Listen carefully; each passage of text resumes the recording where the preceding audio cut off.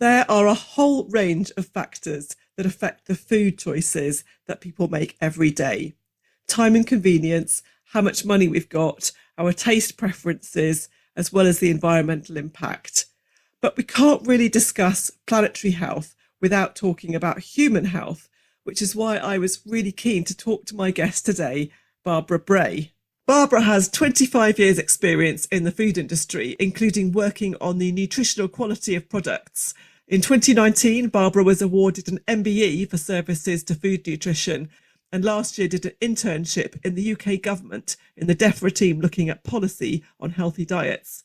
Barbara is currently researching for a PhD in healthy ageing diets at the Queen's University Belfast. Welcome, Barbara. Thank you very much, Sarah. It's a pleasure to be here. Thank you. And let's start off by talking about the impact on nutrition of moving towards a more climate-friendly diet. So we know that animal-based products are generally associated with the highest greenhouse gas emissions, and that plant-based foods like fruit and vegetables, beans, nuts, pulses, etc., generally use less energy, land, water to produce. But we can't talk about changing our diets without thinking about the impact it has on nutrition. So as a nutritionist, what are some of the things that you'd be thinking about if listeners are thinking about adopting a more sustainable diet? I think the important thing is to make sure they have a diverse diet, because what I tend to see is when people are talking about climate change and the choices that they want to make, they're responsibly thinking about, for example, cutting out some red meat. But sometimes people take it a bit too much to the extreme and say, I'm not going to have any of this product or any of that product, but they don't think of how they're going to replace the nutrients in their food. So it's very dangerous to just cut out whole food groups if you haven't thought it through. It's very easy to say not doing this, but it's harder to then say, what am I going to do instead? And those swaps are incredibly important because they have to fit in with your lifestyle. And going back to what you said about time and accessibility and affordability as well. Yeah, it's something about human psychology that we want to be sort of absolutist about things. So Yes. It seems kind of strange in a way. It'd be easier to not be so absolutist, but on the other hand, people want to sort of go, I'm going to go all out on one thing. And then what do you think about that? And that can be a real problem, because if you're focusing on, yes, I'm really good because I've solved this problem, actually, you might have created something else. And I do remember listening to, I think it was another podcast where somebody was talking about where she'd go to her farm shop and she'd have to drive 20 minutes to the farm shop and buy some asparagus that had been flown in from elsewhere. That you have to think it through. So, the fact that your local butcher has got the meat from a very small distance away, and it might have been reared in a way that's less problematic for the environment. You've got to think of how to balance this out. But I get that it's complicated.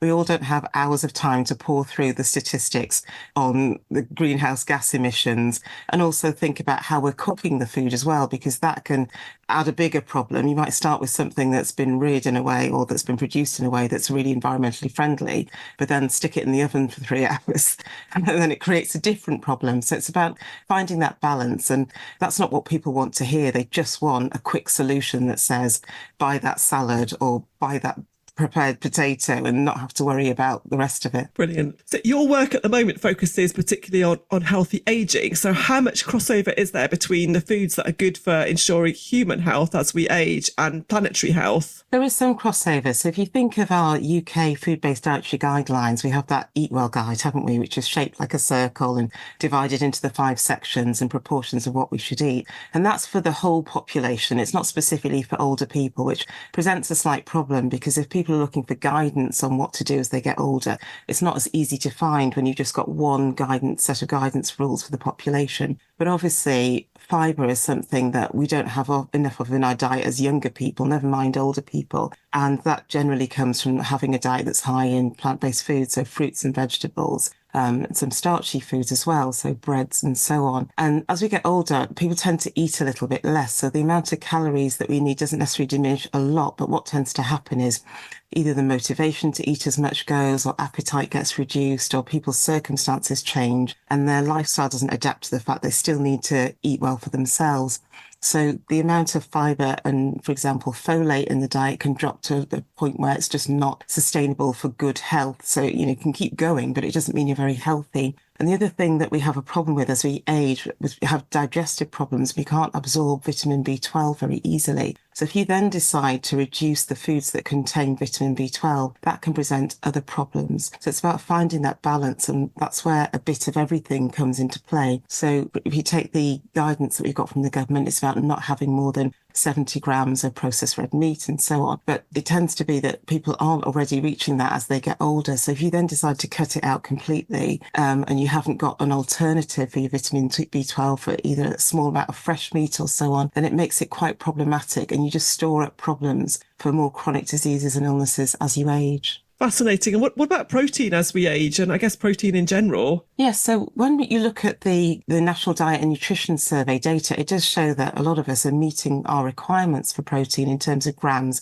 It doesn't show protein quality per se, but in terms of the number of grams of protein, we're meeting the guidance, which is about 0.75 grams per kilogram of body weight. But what tends to happen is as we get older, we start to become more susceptible to frailty. So we do need to keep moving and also eat a little bit more protein as we age. But it doesn't have to be from animal sources. It can also be from a wider part of the diet. So if you think about some of the plant foods, we can also get protein from. So nuts, for example, and beans and pulses, that type of thing. But obviously that becomes an issue from cooking, because if you've been a household and then your children leave home and then you become a household of 2 instead of a household of 4 or 5, the way in which you cook and prepare your food changes, and it's not necessarily as easy to prepare small amounts of food across a range of, a diverse range of foods for 1 or 2 people. So it tends to be that people not get lazy, but it's just the effort involved in doing that becomes a bit too much, and the diet diversity starts to reduce. So yes, you might, have had a wide variety in your diet, but then if you're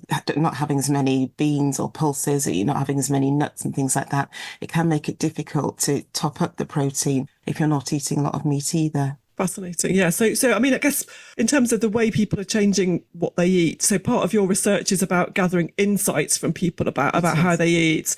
I'm interested in how much we know about the environmentally friendly behaviours of people. Like, how much are people thinking about this when they're thinking about their diets? Well, to answer this question, I did think about that when we were putting this together. I thought I'll have a look at the Food and You Too survey that the government do about twice a year, I think, or once a year. And I pulled out some statistics. So if you look at years 2020 to 2023, the Food and You Too report was showing that when they asked the question about do people think it's important to buy food which has a low environmental impact, it was around 89% said yes, it is important. But when they asked people how many of them do actually buy food which has a low environmental impact, only 40% of people said they did. And even then, that's quite a broad question. So you don't really know whether they achieved that, because what one person thinks is a low environmental impact and another person isn't the same. So you can already see the disparity with where we're at with people who think it's important and where the action is happening and whether that translates to really an impact on the ground. Pardon the pun. Right. Yeah. The ground. Yeah. So I guess that's really interesting that there is a will there, but then there's challenges as well. So, I guess the way that you eat changes throughout your life, depending on your changing circumstances, as you've said, that you might, if you're a student or young single working person, you might be cooking for a family. So later on. So, what are the kind of barriers or tips that you can think of that would make it easy for somebody, particularly maybe living on their own, say, that helps them to eat better for the planet and without so much time put into it? If you're a single person going into the supermarket and you're in the fruit and veg section, it's less practical to buy 1 whole lettuce, 1 whole cucumber, half a kilo of tomatoes and so on to make a salad. Whereas a ready-made salad in a bowl, it might seem more expensive, but it just means you're going to eat that whole thing within a couple of days. Whereas if you buy all the individual ingredients, the chances are you might not be able to get through them all before they start to go off. And food is only nutritious if we eat it and we don't waste it. So there's that consideration to think about. And what I've noticed with older people, if you look at the statistics and, the National Diet and Nutrition Survey, you can see how people are shopping and eating. They're less keen on buying foods that are ready assembled. they want to make things from scratch. And that's quite a generalization. There are people who do buy ready meals and so on, but I think there's a sweet spot between having something that's completely prepared and something that's pre-assembled. So, for example, vegetables that are already mixed and chopped in a bag, or vegetables that are frozen, or vegetables that are in a tin. So there's so many different ways in which you can access more vegetables. It doesn't just have to be fresh and whole head. It can be prepared in a variety of different ways and processed in a variety of different ways. And I think it's also unfortunate that the rhetoric around processing has got a bit complicated, and there's a lot of talk about not eating processed foods, but it's about deciding and understanding what process actually means. So having a can of lentils is less of a problem than having something that has been through lots of different processes and had lots of additives in, and that's got high in fat and salt and sugar. Canned beans and pulses and things like that are really helpful for us. And from an environmentally friendly point of view, you haven't had to take them home and spend 3 hours boiling them on the stove either. They've been through a much bigger process. It's more energy efficient and made that food suitable for you to eat at home. So I think thinking of things like that, thinking more laterally about where you can get the different ingredients from, and go down the shelves that have got the cans and go into the freezer section and get the product that's been ready washed and chopped, and you can take a small serving and put it in your dishes. Brilliant. I absolutely love that. And I think really interested in your perspective from a nutritional point of view about the freezing and the canning, that we think about processing and we think, oh gosh, that's, we got the tin, for example, left over, and we're conscious of that, and people are worrying about, oh, it's frozen, that's used energy to freeze it, and maybe we've lost nutrition in all that process. But are you saying that frozen and tinned are completely fine from a nutritional point of view? What's your perspective? Yes, I would say that it's completely fine, and it also depends on what your objective is. So if you're looking at the tin pulses, for example, we're talking about that as a protein source. So that's not really changing with the process. Some vitamins are lost in blanching and freezing and that type of thing, but there are still other nutrients available. It doesn't mean, it's a bit like throwing the baby out with the bathwater. It's like, oh, it hasn't got as much vitamin C, so I'm not going to eat it. Vitamin C is still available in other foods. It's not like you're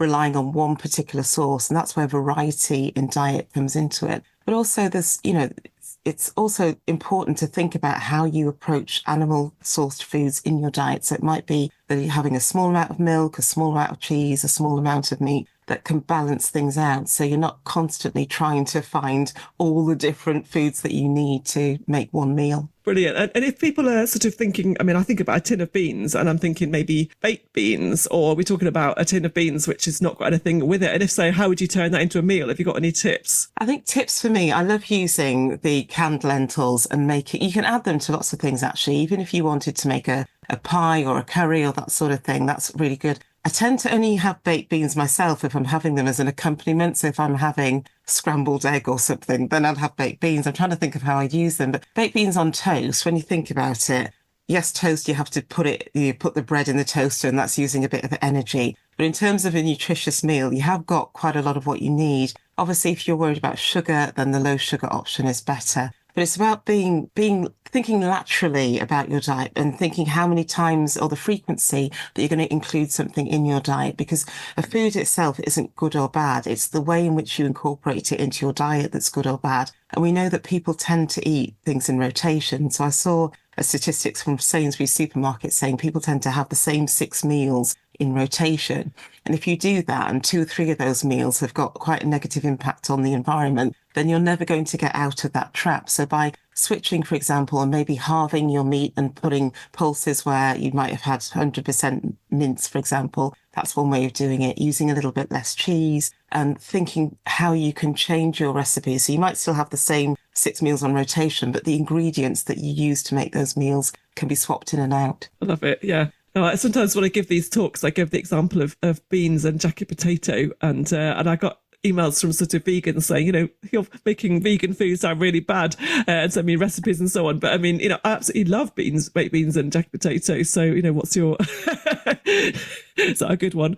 Exactly. And I think it's important to remember sometimes the simple foods, they do still give us some great nutrition. So from a fibre point of view, jacket potato and baked beans, you can't really do much better than that if you want to keep things simple. So don't knock it, and make sure that you're not being absolutist about food and being open to swapping and changing things in as well. Okay, that's staying on our 6 meal rotation. I'm interested in how much choice we've really got. Like, how much is it down to personal responsibility versus the wider system? So you've spent many years working in the food industry. So how do you think it's down to the individual versus the system?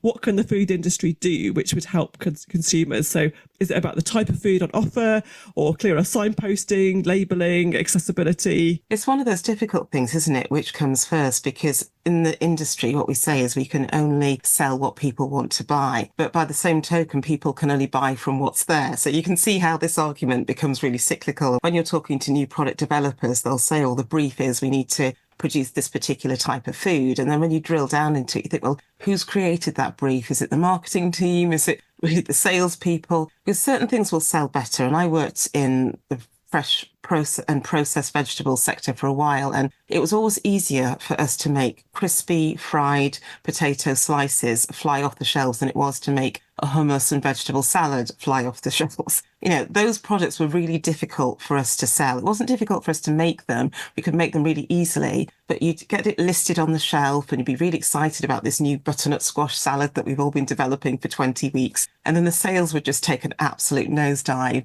The minute you put a promotion on battered, crispy, fried potato slices, they would just fly. So it's very hard to to keep certain products on the shelf if they're not selling, because the supermarket doesn't want to have shelf space allocated to something where the sales volume is very, very low. So there does need to be a piece around how you help people along that journey. And I think having something that's fun and easy and is not so good for the environment or for health that sells well just makes it harder for people to make the right decisions. Because if you go into a shop and you're hungry and you want to get a lunch to go item, you're only going to buy that lunch to go item from what is actually there. And if it is that butternut squash salad, that's what you'll buy, because you're not going to go out hungry, are you? You take from what's there. So I do think we need to look at how we use all the levers that we possibly can, from marketing, health messaging, sales messaging. All of those things need to come together to help people so we can create an environment where the healthy things are the easy things to buy,